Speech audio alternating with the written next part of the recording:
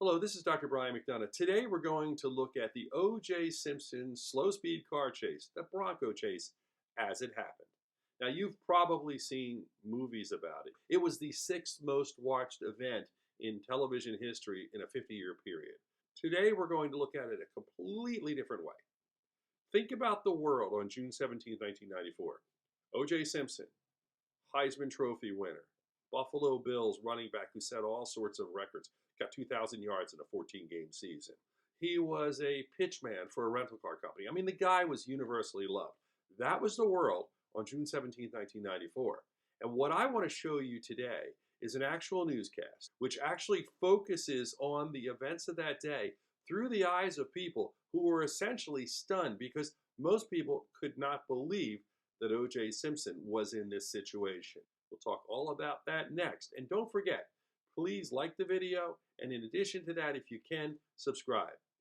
We will get right to it right now. Coming up, there are incredible new developments in the O.J. Simpson case. He is now a fugitive from murder charges, and friends are fearing for his life. Dr. Brian McDonough looks at a new technology that could help detect cancer sooner. And Jack Nicholson is back. Bill Wine has a review of Wolf.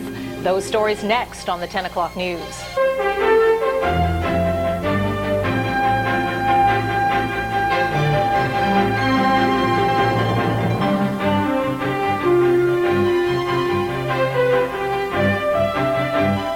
And now, the Delaware Valley's only primetime news hour, Fox 29's The 10 O'Clock News. Good evening, everyone. I'm Stephen Coleman. And I'm Jill Chernekoff. Here's what's happening tonight. He was to have turned himself into police in Los Angeles to be charged with the murders of his ex-wife and her companion. But O.J. Simpson has disappeared and had not been seen until just moments ago when authorities in Los Angeles believed they had spotted the Ford Bronco in which he was riding. Who's in there at all right now, but again, just kind of going to take the time and patience of the officers down below just to kind of follow the vehicle and decide what they want to do. But as we always have seen in pursuits, and again, this is nothing but a pursuit at this point in time, although it's a very high profile at this time, they will just kind of hang back and let the pursuit progress and see exactly what happens. But again, trying to make it as safe as possible and not try to intimidate the driver, whoever that might be at this point. The hope, of course, is that they are heading with everyone's fingers crossed to police headquarters. That the police have confirmed this is the suspect vehicle, and that seems to be the vehicle that all the highway patrol are following. And of course, you can see they're lined up abreast and following the vehicle at a very slow pace, just trying to keep it as safe as possible. The city of Los Angeles has been racked these past couple of years, and this is just part of this continuing saga. Let me give you a little bit of background. Earlier today, in a moving and dramatic news conference, Simpson's attorney Robert Shapiro had pleaded for Simpson to turn himself in to authorities immediately. Simpson had been in seclusion with his lawyer, 2 doctors, and his best friend. They were preparing to take him into custody when Simpson and his friend, they say, suddenly disappeared. Simpson left behind 3 letters this morning, 1 written to the public, 1 to his children, and 1 to his mother. Psychiatrists later interpreted those to be suicide notes. There were words in those letters that did imply that perhaps he was considering suicide. Of course, there's absolutely no way to know that for sure. Then just moments ago, as we went on the air, this Ford Bronco was spotted on the highway in Anaheim. All day long, this has been an incredible story. Developments were unfolding throughout the day. Earlier in the day, a 911 call was placed to Los Angeles police from the home of O.J. Simpson's ex-wife. Police surrounded the area. A crowd gathered there, trying to figure out what was going on. There were early reports that O.J. Simpson may have been inside that house. It was later learned that he was not inside the house. Please surrender immediately. Surrender to any law enforcement official at any police station, but please do it immediately. First, everyone understand, I had nothing to do with Nicole's murder. I loved her, always have, and always will. If we had a problem, It's because I love her. I loved her so much. As a last wish, please, please, please leave my children in peace. Their lives will be tough enough. I had a good life. I'm proud of how I lived. My mama taught me to do unto others.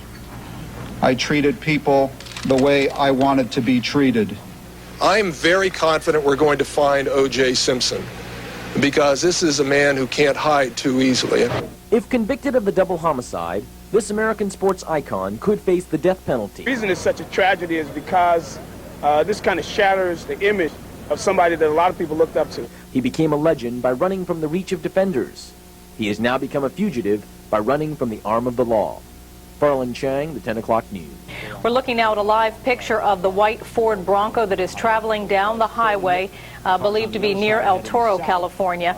We believe that that Bronco belongs to Al Cowling, the former Buffalo Bill, and the best friend of O.J. Simpson. You are looking at live pictures from Southern California as California Highway Patrol officers are in pursuit of a white Ford Bronco. It is there, approaching the middle of your screen. That Ford Bronco, according to Department of Motor Vehicle Records, is owned by Al Cowling. He is a friend of O.J. Simpson's. Cowling and Simpson disappeared this morning after Simpson did not show up to be arraigned on charges of murder. Of course, the murders of his ex-wife, Nicole Brown Simpson, and a friend of Mrs. Simpson. We are watching KTTV's coverage, that's Fox 11 in Los Angeles, of this ongoing drama of Al Cowling's car with O.J. Simpson in it, driving west on the 91 freeway. That would put them right around, if you know L.A., Bellflower Boulevard now. This is called the Artesia Freeway. And they're heading toward Compton. Jim Hill, O.J.'s friend and sportscaster, has been on the radio. The last thing Jim said was, O.J., you were a man, you are a man, be a man, turn yourself in. We have pretty much verified that O.J. is in the passenger seat in that car. We have received a report that his mother flew in from San Francisco to Los Angeles this morning, but we don't know where she is in Los Angeles. This is definitely the Al Cowling vehicle, and O.J. is in the car. The California Highway Patrol's Pete Gustafson tells CNN that O.J. appears to be holding a gun to his head. As we have reported earlier, O.J. Simpson was in a very depressed state for the last few days since the murder of his ex-wife and her companion occurred. He had been visiting with a physician and a psychiatrist. He was on heavy medication. He was heavily sedated this morning inside the home when he was told that he was going to be brought in.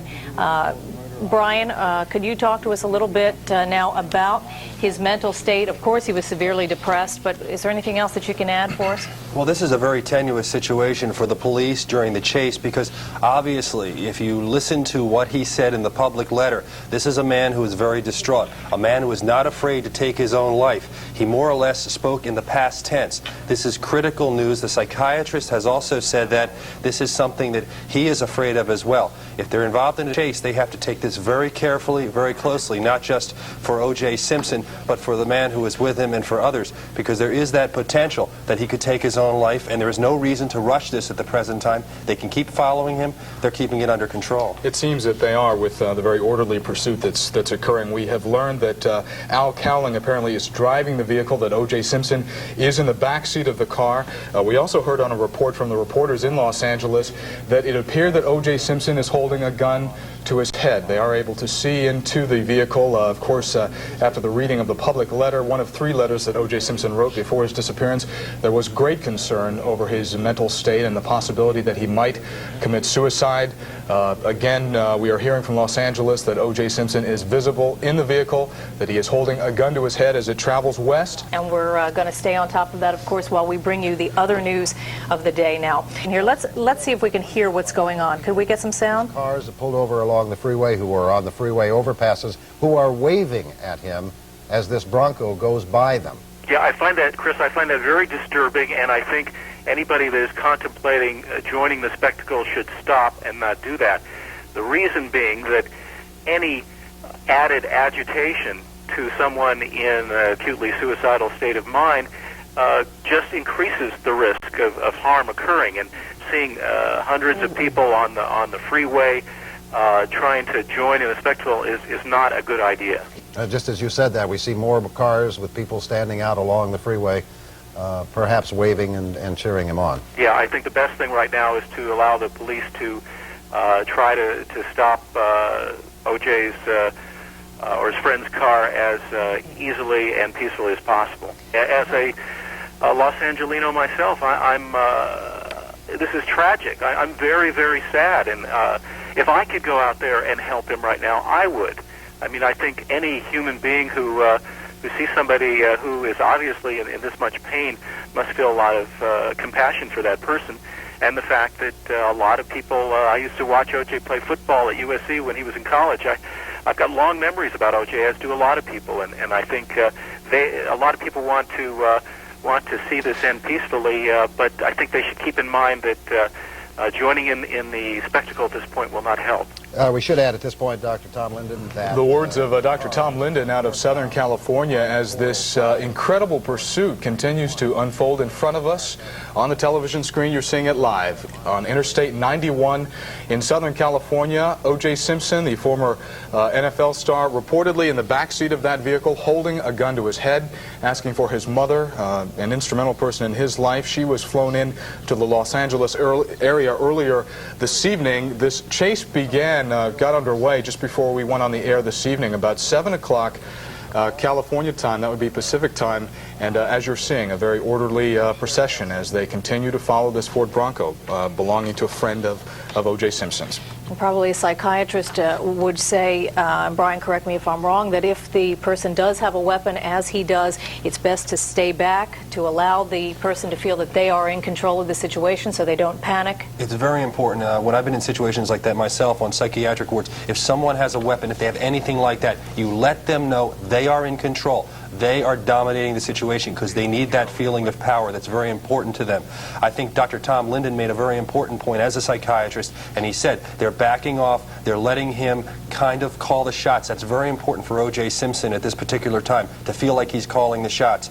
But in addition, remember, he's been giving sedatives and medication as well. We don't know the interaction and what's happening there, too. So it's a really precarious situation right now. Absolutely, and he is in a depressed state to begin with, obviously. Thank you, Brian. We'll be staying on top of that. Legal to aid a fugitive. Simpson was being called a fugitive all day long because he has been formally charged with the two murders.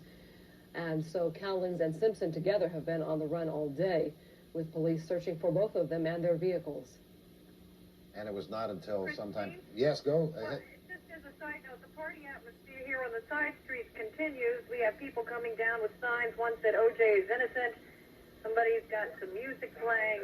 People with their children are coming into the neighborhood. We do know that O.J. Simpson was reported to be quite depressed following the murder of his ex-wife and her companion, Mr. Goldman. And in that depressed state, we are told that his psychiatrist had been giving him some medication and that he was, in fact, heavily sedated this morning when he was to be brought in to custody, which of course never occurred because he disappeared. Brian, what can you tell us about these medications? Well, if he's on the normal tricyclic antidepressants, which I think you would expect in this particular situation, they will relax him, but they do it over time. They'll make him drowsy. He'll be able to sleep easier. A lot of people take them to sleep easier when they're having sleep problems. It would calm him down. There's also sedative hypnotics, which he can take. They tend, though, to alter the way you're thinking as well in a depressed state. And there's a couple problems with them. So if the psychiatrists were working the way I would expect them to do it, probably your standard antidepressants. And isn't it true that if a person were to attempt suicide, it would be rare for them to do it in that totally depressed state, but rather as that medication began to wear off and the person began to become more alert, that then they would be more apt to do something violent if, in fact, that's what they had intended to do? That's a very good point. When someone is extremely depressed, they're lethargic, they're weak, they're fatigued, they really feel hopeless, but they don't have any energy to act out and do anything. As they begin to gain that strength, as they build that strength, and a medication can help that, a period of time can help that, then they are potentially more dangerous, and that's where you can run into problems where they may act out on it. I heard them saying that they might be potentially getting his friend away from the situation. I think that would be a dreadful mistake. He is the link think that O.J. Simpson has right now in this situation. He is the person who is the lifeline, essentially, who is calming him down. I think in that situation, you want to do everything you can to keep him there. We look on this shot here, and it's really getting tough to see what's happening as it's getting darker. I think one of the things that may help O.J. Simpson as it is getting darker, as the evening goes, is with a life like he had where he got a lot of attention, I think he'll feel a little better in the evening if he was to turn himself in or go to do it in that situation under the darkness. Okay, thank you, Brian. Ultimately, as we now know, O.J. Simpson gave himself up peacefully. He did not harm himself or anyone else during the chase. There were some very interesting findings, though. For instance, he said he was not running from the law, but Al Cowlings, the driver, had $9,000 in his pocket. They found in the Bronco a mustache, a goatee, and adhesive makeup, as well as a passport and the gun. In addition to that, you may have noticed the name Robert Kardashian. Robert Kardashian was a very close friend of O.J. Simpson. Sadly, he died 9 years later from esophageal cancer. But you may also know the name because Robert Kardashian is the father of Kourtney, Kim, Khloe, and Rob. His children have exceeded him as far as fame and fortune. Other interesting things. Behind Gil Garcetti to his left was Marcia Clark. Marcia Clark later became world famous as a prosecutor in the case. And perhaps more interesting than anything, this was the beginning of celebrity justice, celebrity cases, and live chases on the freeways. There was a period of time where helicopters were whisking up and down our major cities, consistently showing car chases. It was television that had to be watched. All of these things spun out of the O.J. Simpson case. I'm Dr. Brian McDonough. Thank you so much for watching.